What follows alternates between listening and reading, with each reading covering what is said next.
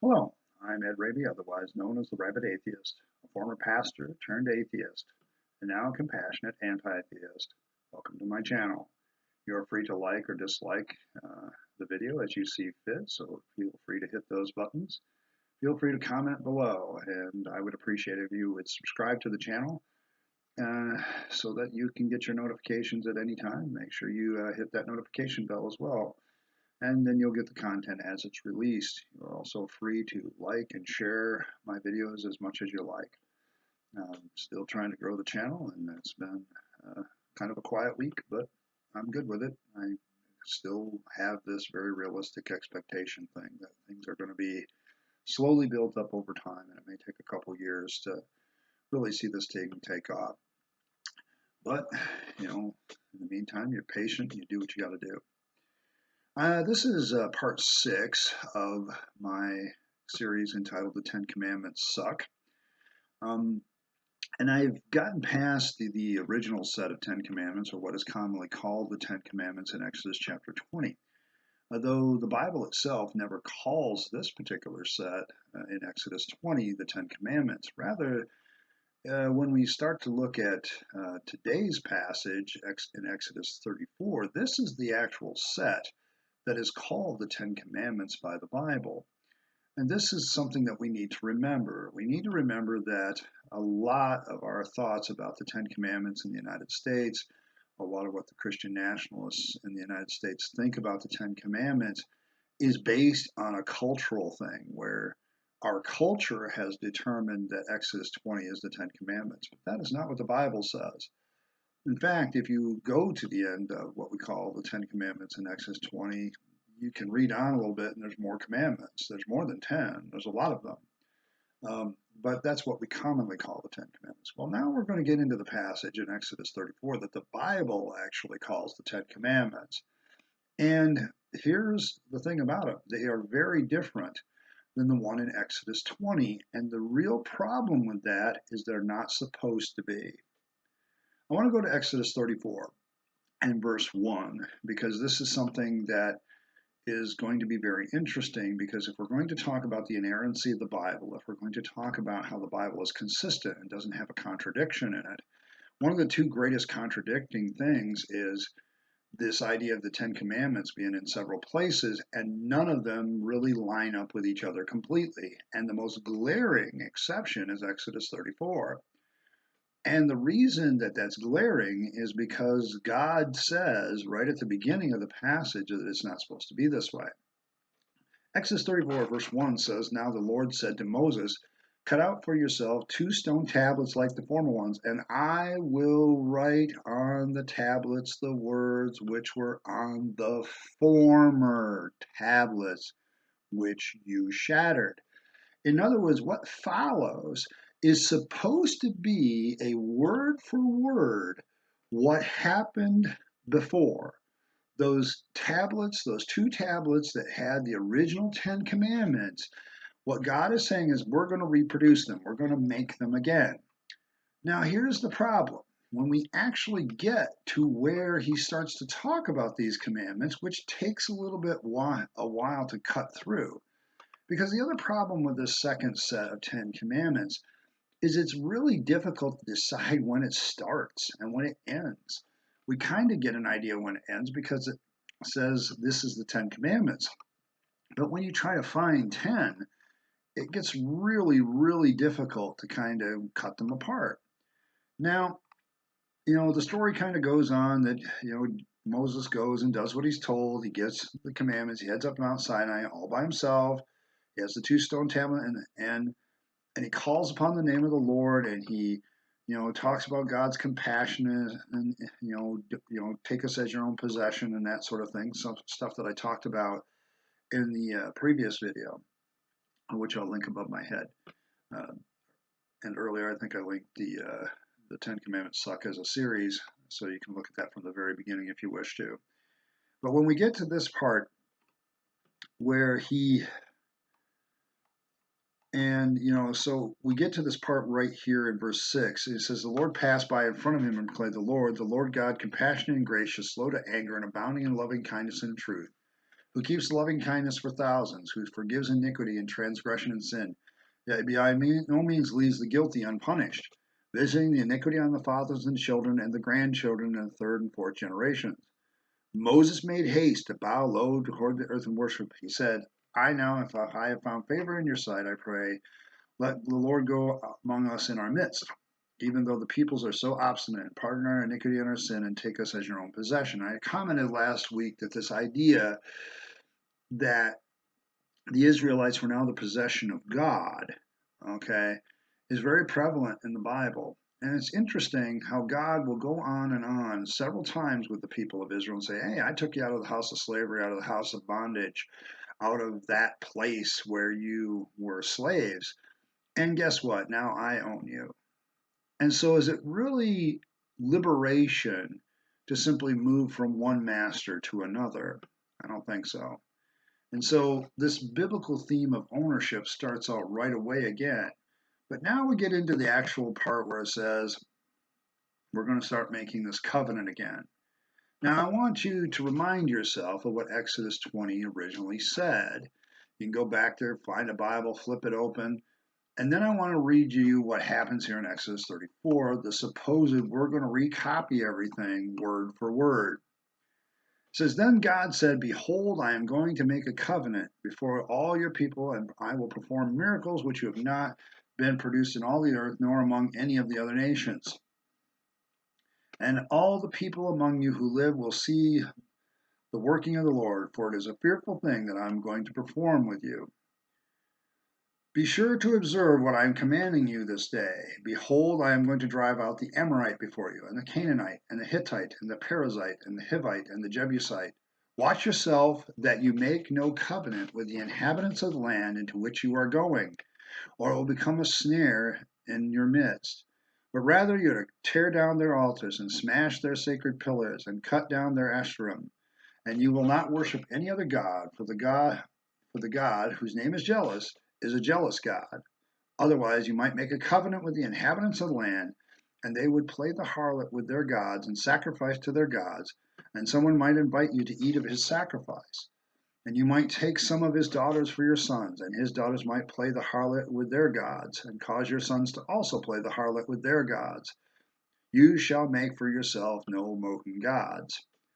Now, everything up to that last line, you could kind of sort of might be a little bit of a commandment, but not really. It's just a jumbled mess of statements saying, I'm your God, don't do this, don't do that. It's not really, it's a rationale. I don't want you worshiping other gods. I don't want you worshiping other spirits or whatever. I want you to worship me alone.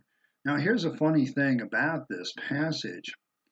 It seems to me that in this area right here, God could have made it very clear that he's the only God who exists, but he doesn't do that. And I think it's because when you really look at the Israelite religion, they acknowledge the other existence of the other gods, that those gods were indeed real. The difference was that their God was more powerful than the other gods around them. That was the big issue for them. It wasn't anything to do with being a monotheistic religion, but rather accepting that there were other gods of other peoples. What you really have here is each people group seems to have their own God. And what the Israelites are basically saying is, our God is bigger than yours. So when we crush you, we cut down all remnants to your God and worship our God alone. And so this command from God is more about a justification to invade and to destroy than anything else. The one thing we need to realize about the God of the Bible at this point is he's very much a genocidal maniac. He will look at another people group and wipe them out and destroy them and use his people to do it, and do it in the name of they were wicked people, I didn't like them. Now, you can sit there and say, oh, yeah, okay, they're going to be a wicked generation, that's fine. Maybe they were evil, maybe they were throwing their babies into a fire, but is it any better to invade somebody's land? Because we're seeing here God promising, I'm going to have you invade all these people, the Jebusite and the Amalekites and all these other ites that we're going to invade and we're going to destroy. And when we really look at the commandments of that, it gets really interesting. I'm going to paint a little picture here later. But for all this statement, this whole long paragraph is all about God saying, we're going to crush all the other countries around us and their gods, and you're going to worship me and me alone. Don't leave anybody alive, because they might be a snare and draw you into worship of the gods that existed before. And we can't have that. God can't have that. He's too insecure about himself to really allow the existence of other gods.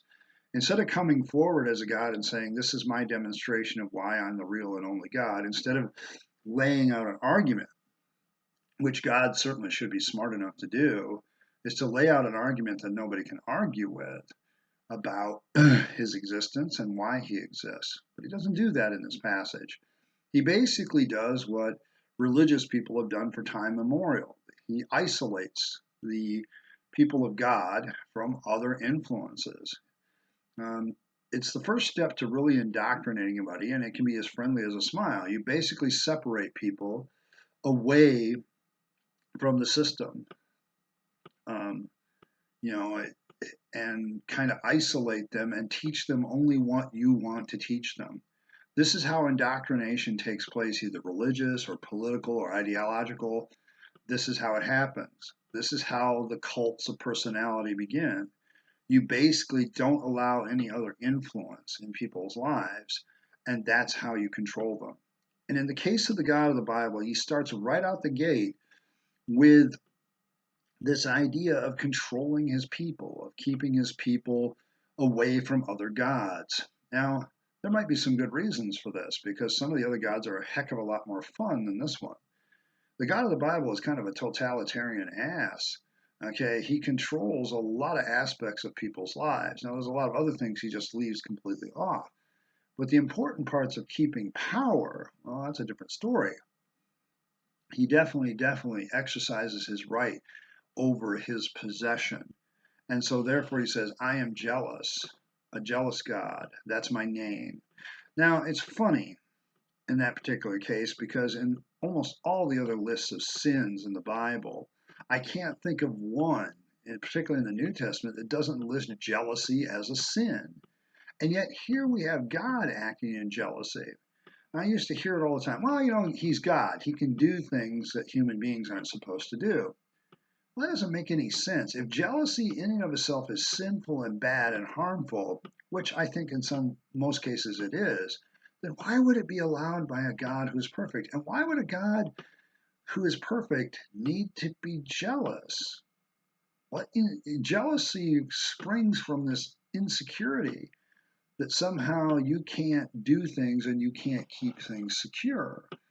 I don't understand how people can't pick up the obvious implication of this, that God is so afraid of other gods and so insecure that his people may go off and be unfaithful with them, that he first of all has to use the imagery of marriage and a sexual relationship to first illustrate it, but also has to basically say, I've got to destroy every remnant of every other religion, of every other god, because it's like a jealous husband who gets married, an abusive jealous husband who gets married and demands that his new spouse, his new wife, gets rid of every photograph of her former spouse, gets rid of every image of them, gets rid of everything that that person owns so she has no reminders of who they are, and basically says, you're going to do what I tell you to do. You're going to be in my home and do what you're supposed to do.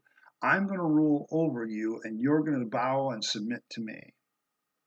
This is what this is. This is exactly the nature and tenor of this passage. And I'm going to tell you right now, I know of no abusive spouse that didn't try to exercise this kind of control over their spouse that they were abusing, the victim. And this reads like they would speak. I'm jealous, so I don't want you to have any contact with other men. I don't want you to work with other men. I want you to stay home. I want you to be isolated.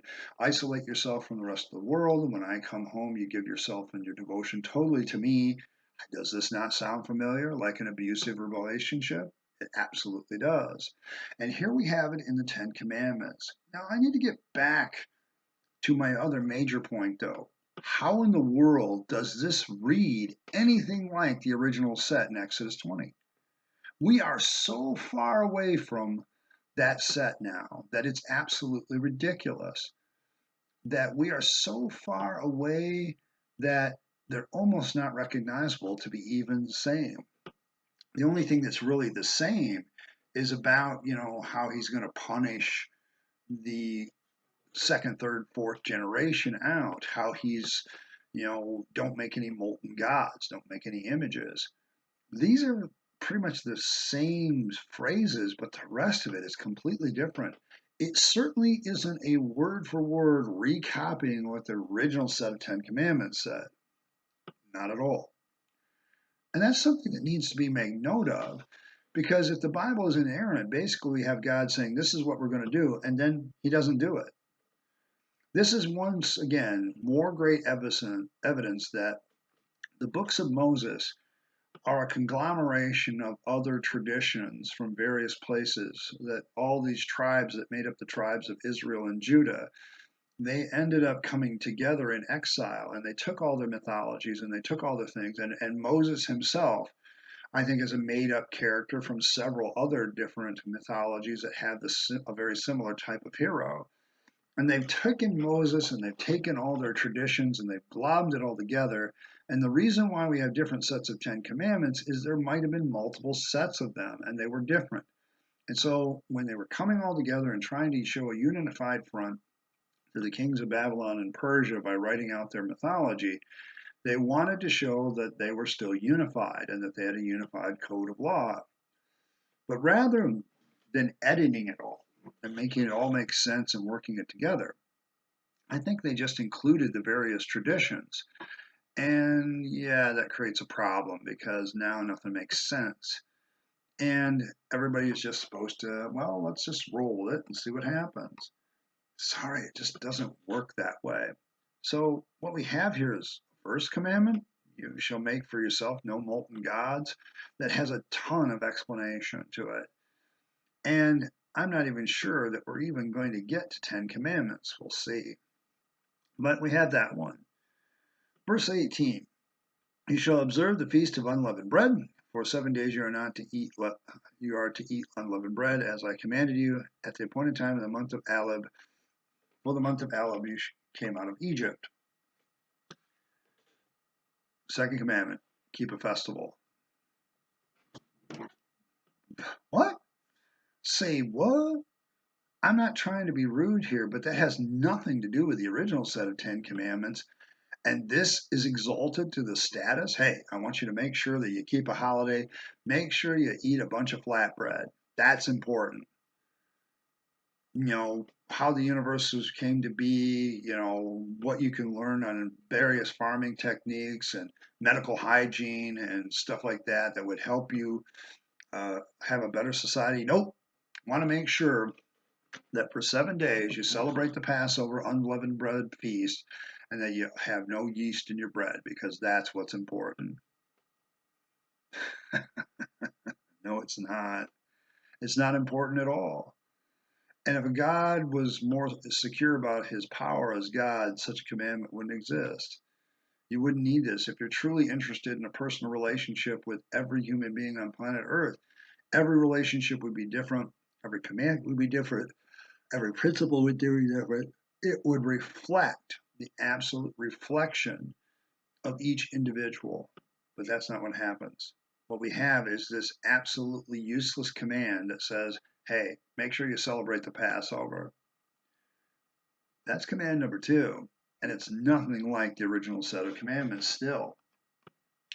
Next one, the first of your offspring of every womb belongs to me. And all your male livestock, your first offspring from your cattle and sheep, you shall redeem the lamb with the first offering from the donkey. And if you do not redeem it, then you shall break its neck.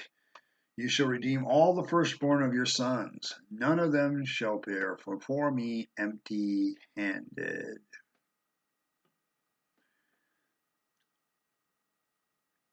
God seems to have this fascination with the firstborn. In the Egyptian plagues, of course, he kills off the firstborn of everybody who doesn't put blood on the doorposts. why innocent children have to suffer as a plague for something that the Pharaoh did. I mean, why can't you just strike down the Pharaoh for being an ass?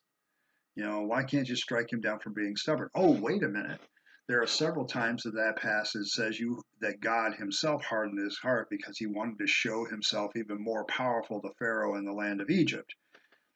The fact that these plagues, as presented way back in Exodus, quite frankly, would have devastated the Egyptian economy for probably a century, and there's no mention of it in either the archaeological record or any contemporary or in the Egyptian lore at all, period. Doesn't say something? It seems to me that that would be the easiest confirmation for God to do, but apparently he decides to hide the confirmation. Seems suspicious. But here we then take that idea of firstborn and we're going to say we're going to reborn. Now, you need to understand the process by which this is done. You either have to offer a sacrifice up to the priest to redeem the firstborn. You have to give them something else if you want to keep the firstborn for yourself. Or you have to break its neck. Okay, why is it, when you really look at this sacrificial system in the Old Testament, it's not only a bloody mess, it's quite cruel. It's wasteful, to be quite honest, except for one thing. Nearly all those animal sacrifices, nearly all the grain offerings, what didn't get burned up in the fire went to the priests. Now, this is going to be a very important point that I'm going to make in the next video when I talk about the next part of this passage. But the idea that every firstborn had to come before God and couldn't appear before him empty-handed, that they had to give something to the priests to redeem themselves, to redeem so that they weren't killed. Because the firstborn sons of every human being had to redeem themselves with something else, some other sacrifice. And the reason they did that is the command to break its neck wasn't exempt simply because a person was human. Now, is anybody else sensing that this sacrificial system is a little bit weird? It's a little bit strange? I am. In fact, when I was usually studying this second version of the commandments, I thought, my God, what a weird set. And that's why we would run to Deuteronomy 5, and that's why we would run to Exodus 20. Because in this set, no, you never hear people preach from this set very often, unless there's some preacher that's going through the Bible. And part of it is this reason. Because here, once we have again that God has such a lust for blood, has a lust for sacrifice, or at least that the priests have figured out a good way to get a regular food day and get some regular money flowing by selling some of those cattle, selling some of that livestock because it's been redeemed by other livestock. It's a pretty good gig, if you really think about it, if every firstborn male has to appear before the Lord and offer up a sacrifice to save themselves. That's a lot of sacrifices because it's every firstborn from everything that they own, cattle and sheep. Seems like a pretty good deal if you're a clergy person who receives some of the extra business end of that. The priest back in the Old Testament would never have gone hungry and they would have always had money in their pocket unless the people decided to go worship other gods and do other things. All these commandments are designed to keep people down on the farm. And by doing so, the priests ensure that they will have a livelihood for doing nothing more than killing animals and throwing them on a burning altar and then doing a few other ceremonial duties. The rest of the time, those same Levites sit around in the camp, doing nothing, living off the hard work of others. Interesting system you got there. I want to thank you for coming by today. As we continue to go to Exodus 34, I'll continue on, but if you haven't noticed, it's very difficult to decide which one of these are commandments and which one of these are just explanations of the commandments. So we're going to continue to go on this in the next video in part 7. But I want to thank you for coming by today and enjoying this video and being a part of it with me. I want to welcome you to my channel once again. Content like this is uploaded Monday, Wednesday, and Friday, though the time can be different. Comments have a way of influencing and determining the content of Friday's videos, and I will respond to every comment when I can. You can also ask direct questions at any time. If you're looking to understand something, you're always welcome to give me suggestions of what you would like me to see me do. My expertise is Bible, theology, ministry, political science. I have a little bit of knowledge of economics and international business as well. Videos, one thing I won't tolerate, of course, is name calling. So be advised, you're welcome to demonstrate somebody's an idiot, just don't call them an idiot. Be sure to like and subscribe and get your notification bell set the way you want it. And hopefully someday I can convince you to be a rabid atheist like myself. In the meantime, this is Ed Raby, the rabid atheist, signing off. Just have a great day. Goodbye.